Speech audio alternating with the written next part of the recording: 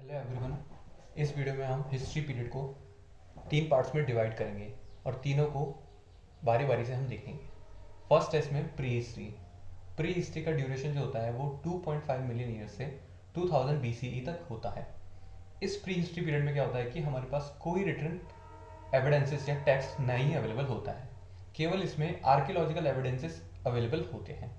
इस pre history period को हम चार पार्ट्स में डिवाइड करते हैं: Palaeolithic, mesolithic, Neolithic and chalcolithic. यहाँ लिथिक वर्ड का मतलब पत्थर से होता है और पैलियो का मतलब यहाँ पे पूरा पाषाण काल हो गया है। सेकंड है मीजोलिथिक यानी मध्य पाषाण काल, और तीसरा है नव पाषाण काल। लिथिक का मतलब होता है यहाँ पाषाण, और चौथा है चैल्कोलिथिक पीरियड, जिसे हिंदी में हम ताम्र पाषाण काल बोलते हैं। तो इस प्री हिस्ट्री पीरियड में हमारे पास केवल आर्कियोलॉजिकल एविडेंसेस होंगे, फिजिकल एविडेंसेस होंगे। रिटर्न में हमारे पास कुछ भी अवेलेबल नहीं है जिससे कि हम इस पीरियड के बारे में हम पता लगा सकें।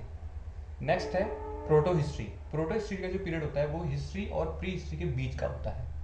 इसमें टाइम पीरियड होता है 2500 BCE से 600 BCE तक। यहाँ पे BCE का मतलब है बिफोर कॉमन एरा। इस प्रोटो हिस्ट्री पीरियड में हमारे पास रिटर्न टेक्स्ट अवेलेबल होते हैं, बट हम उन्हें अंडरस्टैंड नहीं कर सकते हैं। उनका जो स्क्रिप्ट है वो हमारे लिए बिल्कुल अननोन है, उसे डिसाइफर करना, उसे समझना हमारे लिए मुश्किल है। इसका एग्जाम्पल जो है वो है इंडस वैली सिविलाइजेशन।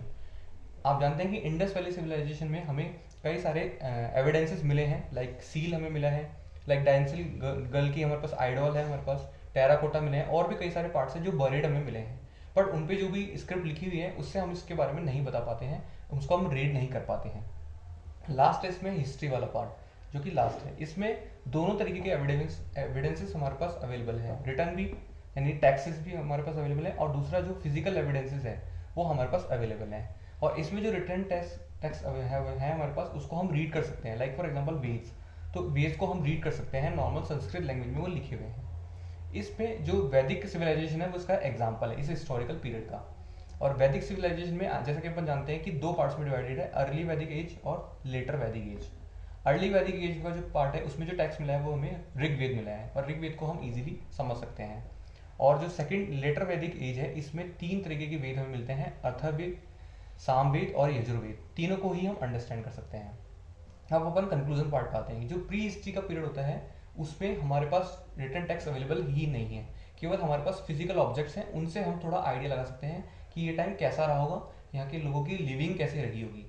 दूसरा जो पार्ट है प्रोटो हिस्ट्री, इसमें हमारे पास में फिजिकल एविडेंसेस तो हैं ही और साथ में रिटर्न भी है, बट रिटर्न पे हम अभी भी वर्क कर रहे हैं ताकि हम उनको अंडरस्टैंड कर पाए। ठीक है, जैसे कि सील होगा तो सील पे कई जो एनिमल्स हैं उनकी जो फिगर है वो बना हुआ होगा और उसमें कुछ स्क्रिप्ट में लिखा होगा, तो उसको डिसाइफर करने की हम कंटिन्यूसली कोशिश करते रहते हैं, लेकिन अभी तक डिसाइफर नहीं किया गया है। और तीसरा जो है उसमें कई सारे लिटरेचर है हमारे पास में, टेक्स्ट हैं, लाइक फॉर वेद है, वेदांग्स है, उपनिषद है। इन सबको हम रीड आउट करके उस टाइम के बारे में समझ सकते हैं और पढ़ सकते हैं कि उस टाइम पे समाज की कैसी स्थिति रही होगी, कैसे अर्निंग करते थे लोग, कैसे बिहेवियर करते थे आपस में, कैसे उनके घर थे, ये सब हम पढ़ सकते हैं। इस तरीके से हम हिस्ट्री पीरियड को तीन भाग में डिवाइड करते हैं: pre history, proto history and history.